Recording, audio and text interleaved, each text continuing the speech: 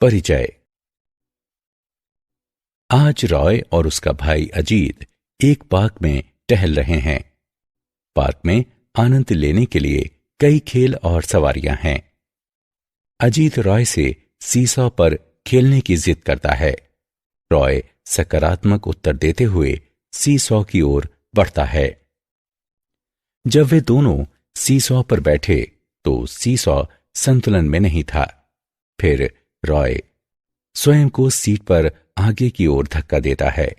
अब सीसॉ संतुलित हो जाता है और वे सवारी का आनंद लेते हैं। सवारी के बाद अजीत रॉय से पूछता है कि उसने सीसॉ को किस प्रकार संतुलित किया। रॉय उसे बताता है कि सीसा बल आघूर्ण के सिद्धांत पर कार्य करता है। जब दो बराबर और विपरीत बल किसी सतह के किनारों पर कार्य करते हैं तो केवल घूर्णन गति ही उत्पन्न होती है, अन्यथा कोई गति उत्पन्न नहीं होती। अपने दैनिक जीवन में हम घूर्णन गति के कई उदाहरण देखते हैं। आइए अब कणों और घूर्णन गति के निकाय के बारे में और अध्ययन करें। उद्देश्य। इस पाठ के अंत में आप निम्न करने में सक्षम हो जाएंगे। घूर्णन गति को परिभाषित करना, द्रव्यमान केंद्र को परिभाषित करना, द्रव्यमान केंद्र की गति की गणना करना, कणों के एक निकाय के रेखीय संवेग की व्युत्पत्ति करना, सदिश गुणनफल और कोणीय वेग की गणना करना, बल आघूर्ण और कोणीय संवेग को परिभाषित करना, एक दृढ़ पिंड की साम्यावस्था को समझना, जड़त्व आघूर्ण की गणना करना, घूर्णन में किए गए कार्य और कोणीय संवेग का विश्लेषण करना और लुढ़कती हुई गति को समझना। परिभाषा। घूर्णन गति हमारे दैनिक जीवन में सामान्य है। पहिए, स्पिनिंग टॉप, पंखे के ब्लेड, मेरी गो राउंड सभी घूर्णन गति करते हैं। एक पिंड को शुद्ध घूर्णन गति में कहा जाता है यदि पिंड के सभी कण एक वृत्ताकार मार्ग में इस प्रकार से गति करें कि इन वृत्तों के केंद्र एक ही सीधी रेखा पर स्थित हों, जिसे घूर्णन अक्ष कहा जाता है। द्रव्यमान केंद्र। किसी पिंड के द्रव्यमान बिंदु के केंद्र को एक ऐसे बिंदु के रूप में परिभाषित किया जाता है जहां पिंड के पूरे द्रव्यमान को केंद्रित माना जा सकता है। यह एक काल्पनिक बिंदु होता है। पूरे पिंड को इसके द्रव्यमान केंद्र द्वारा प्रतिस्थापित किया जा सकता है। एक पिंड के द्रव्यमान केंद्र की स्थिति।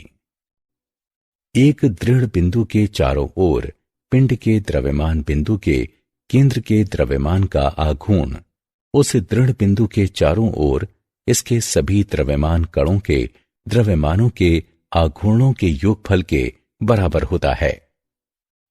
यदि पिंड n द्रव्यमान कणों से मिलकर बना है तो द्रव्यमान केंद्र की स्थिति सदिश को इस प्रकार व्यक्त किया जाता है। R सदिश बराबर M1 R1 सदिश प्लस M2 R2 सदिश प्लस इसी प्रकार Mn Rn सदिश तक बटे M1 प्लस M2 प्लस इसी प्रकार प्लस Mn तक। उपरोक्त संबंध को सारांशित करने पर हमें प्राप्त होता है R सदिश बराबर Mi का योग i बराबर 1 से n तक गुणा Ri सदिश बटे Mi का योग i बराबर 1 से n तक। एक पिंड के द्रव्यमान बिंदु का केंद्र दो द्रव्यमान कणों से मिलकर बनता है जो सदैव उन्हें मिलाने वाली रेखा पर स्थित होते हैं। द्रव्यमान केंद्र की गति। द्रव्यमान केंद्र की गति का समीकरण इस प्रकार है।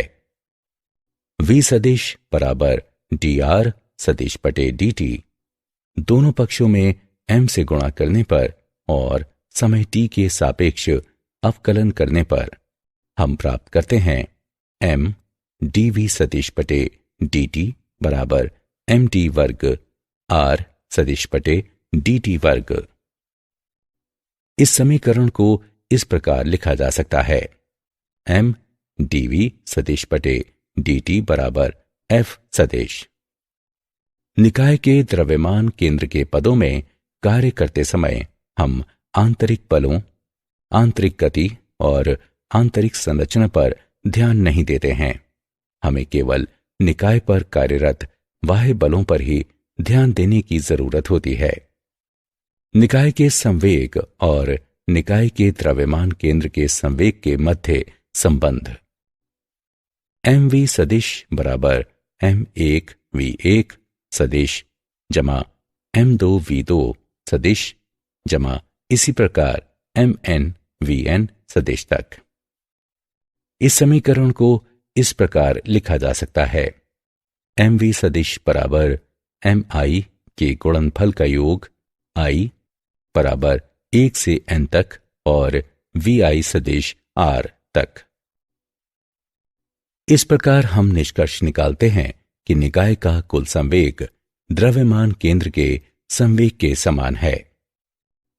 निकाय के द्रव्यमान केंद्र पर कार्यरत बल और अलग अलग कणों पर कार्यरत बलों के मध्य संबंध ma सदिश बराबर m1a1 सदिश प्लस m2a2 सदिश प्लस इसी प्रकार mn सदिश तक। उपरोक्त समीकरण में न्यूटन के गति के द्वितीय नियम को लागू करने पर हम प्राप्त करते हैं F सदिश बराबर F1 सदिश प्लस F2 सदिश प्लस इसी प्रकार Fn सदिश तक। हम निष्कर्ष निकालते हैं कि द्रव्यमान केंद्र पर कार्यरत बल निकाय के अलग अलग कणों पर कार्यरत बलों के सदिश योगफल के बराबर होता है। कणों के एक निकाय का रेखीय संवेग। यदि सदिश F निकाय पर कार्यरत कुल बाह्य बल हो, M निकाय का द्रव्यमान हो और सदिश V निकाय के द्रव्यमान केंद्र का वेग हो, तो द्रव्यमान केंद्र की गति का समीकरण F सदिश बराबर M और सदिश V के गुणनफल का d बटे dt। यदि निकाय पर कोई बाह्य बल कार्य न करे तो सदिश F शून्य के बराबर हो जाएगा। उपरोक्त समीकरण में सदिश F का मान रखने पर हम प्राप्त करते हैं M सदिश V के गुणनफल का d बटे dt बराबर 0। इस समीकरण को इस प्रकार लिखा जा सकता है, सदिश mv बराबर नियतांक। हम निष्कर्ष निकालते हैं कि यदि निकाय पर कोई बाह्य बल कार्य न करे तो निकाय का कुल संवेग नियत होता है। यह संवेग संरक्षण का नियम है। जब m का मान नियत हो तो सदिश v भी नियतांक के बराबर होता है।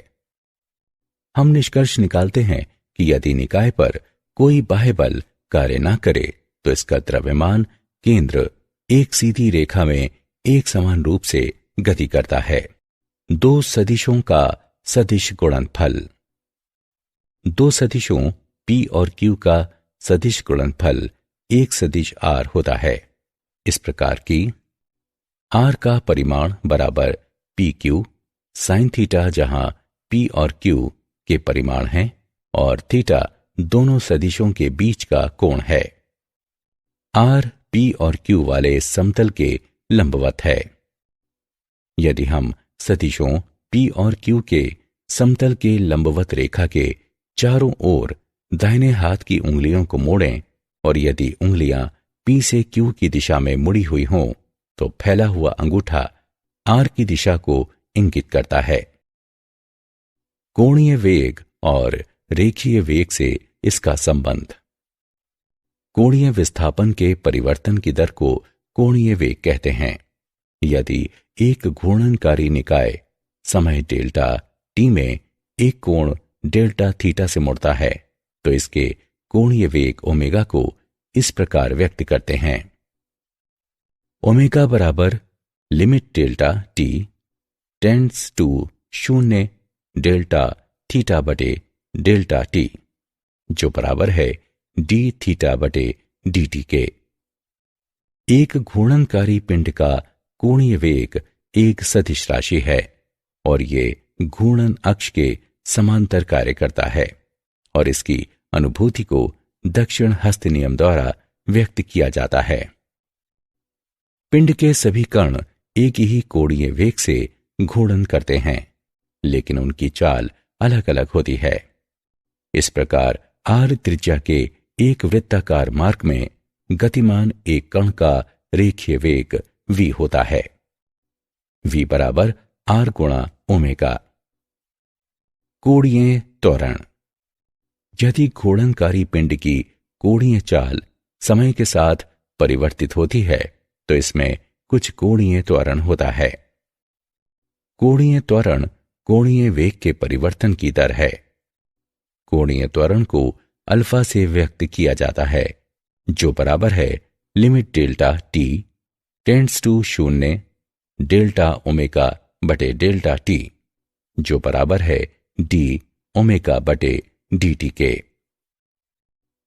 कोणीय त्वरण एक सदिश राशि है। जब कोणीय वेग बढ़ता है तो ये ओमेगा की दिशा में अक्ष के अनुदिश दिष्ट होता है, लेकिन जब यह घटता है तो ओमेगा के विपरीत दिशा में दिष्ट होता है। बल आघूर्ण और कोणीय संवेग। जब कोई बल किसी पिंड पर कार्य करता है तो बल के अनुप्रयोग के बिंदु से बल की दिशा में एक सीधी रेखा खींची जाती है, जिसे बल की क्रिया रेखा कहते हैं। घूर्णन अक्ष के परितः बल आघूर्ण बल और घूर्णन अक्ष से बल की क्रिया रेखा की लंबवत दूरी के गुणनफल के बराबर होता है।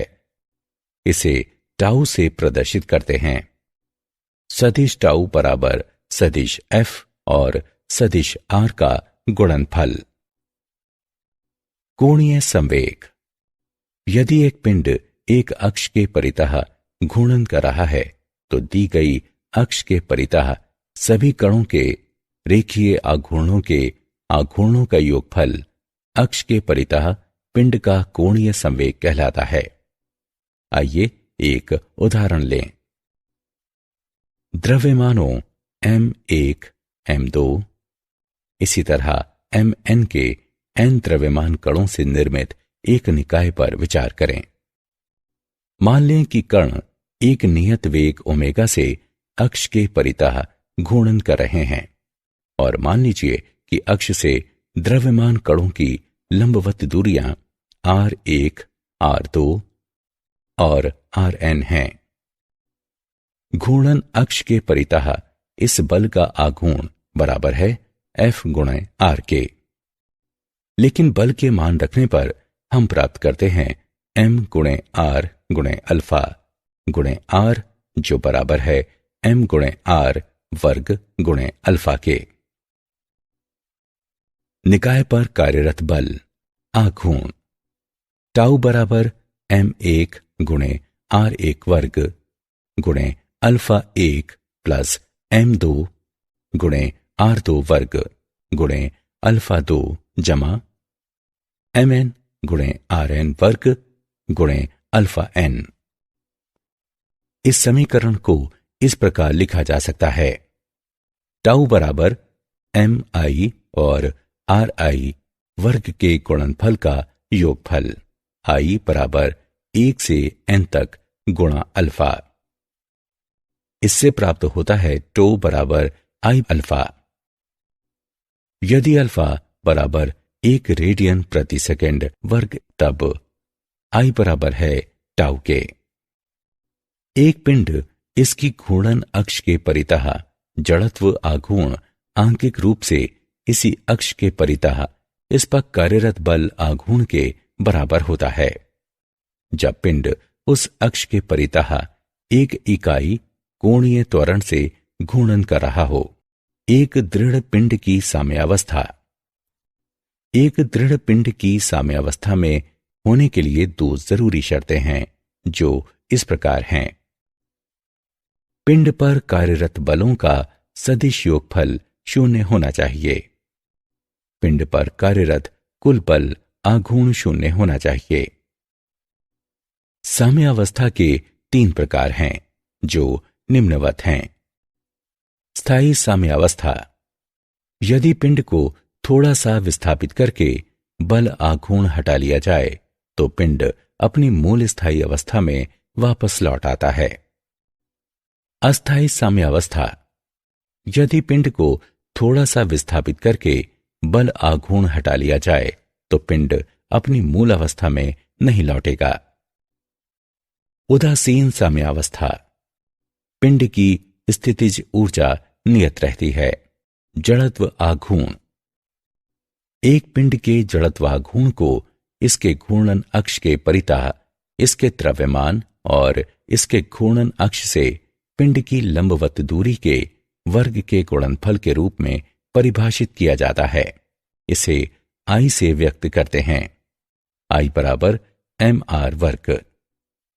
दृढ़ पिंड का जड़त्व आघूर्ण कणों के जड़त्व आघूर्णों के योगफल के बराबर होगा।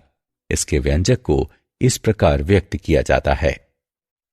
I बराबर mi और ri वर्ग के गुणनफल का योगफल I बराबर 1 से n तक। एक दृढ़ पिंड की इसके घूर्णन अक्ष के परितः परिभ्रमण त्रिज्या को उस बिंदु की दूरी के लंब के रूप में परिभाषित किया जाता है जहां अक्ष से पूरे पिंड के द्रव्यमान को केंद्रित माना जा सकता है। इसे k से व्यक्त करते हैं। इसके व्यंजक को इस प्रकार व्यक्त करते हैं। I बराबर m के वर्ग जो बराबर है mi और ri वर्ग के गुणनफल के योगफल के, यानी I बराबर 1 से n तक। लंबवत और समांतर अक्ष की प्रमेय। लंबवत अक्ष की प्रमेय। इसके अनुसार एक अक्ष के परितः इसके समतल के लंबवत समतल का जड़त्व आघूर्ण इसके समतल में स्थित दो परस्पर लंबवत अक्षों के परितः इसके जड़त्व आघूर्णों के योगफल के बराबर होता है। Iz बराबर Ix प्लस Iy। समांतर अक्ष की प्रमेय। इसके अनुसार किसी अक्ष के परितः एक पिंड का जड़त्व आघूर्ण इसके द्रव्यमान केंद्र से होकर जाने वाली एक समांतर अक्ष के परितः जड़त्व आघूर्ण और पिंड के द्रव्यमान एवं दोनों अक्षों के मध्य की लंबवत दूरी के वर्ग के गुणनफल के योगफल के बराबर होता है। I बराबर ICM प्लस MH वर्ग। घूर्णन में किया गया कार्य।